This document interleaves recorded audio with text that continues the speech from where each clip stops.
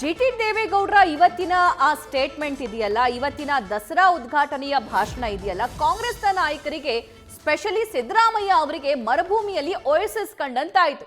ಜಿಟಿಡಿ ಭಾಷಣ ಮುಗಿಸ್ಕೊಂಡು ಬರ್ತಾ ಇದ್ದಂತೆ ಸಿಎಂ ಆಪ್ತ ಶಾಸಕರು, ಸಿಎಂ ಆಪ್ತ ಸಚಿವರು ತುಂಬಾನೇ ಖುಷಿಯಾಗಿ ತುಂಬಾ ಚೆನ್ನಾಗಿ ಮಾತಾಡಿದ್ರಿ ಅಂತ ಹೇಳಿ ಜಿಟಿಡಿ ಅವ್ರನ್ನ ಎದ್ದು ನಿಂತು ನಮಸ್ಕರಿಸ್ತಾ ವೆಲ್ಕಮ್ ಮಾಡ್ಕೊಳ್ತಾ ಇರೋದನ್ನ ಗಮನಿಸಬಹುದು. ಇನ್ನು ಜಿಟಿ ದೇವೇಗೌಡರು ಮಾತಾಡ್ತಾ ಸಂದರ್ಭದಲ್ಲೂ ಸಿದ್ದರಾಮಯ್ಯ ಅವರು ಅವರ ಭಾಷಣವನ್ನ ಸಖತ್ತಾಗಿ ಎಂಜಾಯ್ ಮಾಡಿದಾರಂತೆ.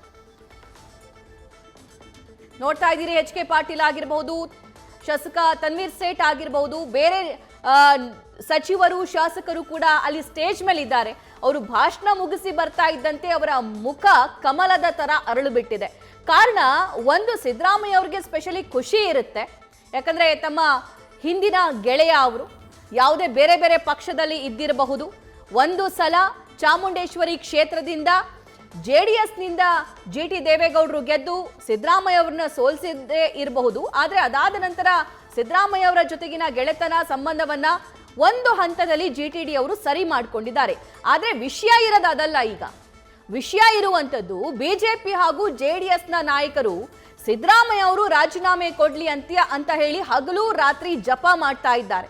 ಸ್ಪೆಷಲಿ ಕುಮಾರಸ್ವಾಮಿ ಅವರು ಜಿಟಿ ದೇವೇಗೌಡರು ಹೇಳ್ದಂಗೆ ದಿನಕ್ಕೆ 2-3 ಸಲ ಪ್ರೆಸ್ ಮೀಟ್ ಮಾಡೋ ಮೂಲಕ ಬೇರೆ ಬೇರೆ ದಾಖಲೆಗಳನ್ನ ರಿಲೀಸ್ ಮಾಡೋ ಮೂಲಕ ಸಿದ್ದರಾಮಯ್ಯ ಅವರಿಗೆ ರಾಜೀನಾಮೆ ನೀಡಬೇಕು ಅಂತ ಹೇಳ್ತಿದ್ದಾರೆ. ಈಗ ಅವರದ್ದೇ ಪಕ್ಷದ ಒಬ್ಬ ಹಿರಿಯ ಶಾಸಕ, ಹಿರಿಯ ನಾಯಕ ಸಿದ್ದರಾಮಯ್ಯ ಅವರ ಪರವಾಗಿ ಬ್ಯಾಟ್ ಬೀಸಿರೋದಿದೆಯಲ್ಲ, ಅದು ಸಾಕಷ್ಟು ಕುತೂಹಲಕ್ಕೆ ಕಾರಣವಾಗಿದೆ. ನ್ಯೂಸ್ ಫಸ್ಟ್, ನಿರ್ಭೀತಿಯಿಂದ ನಿಮ್ಮ ಪರವಾಗಿ.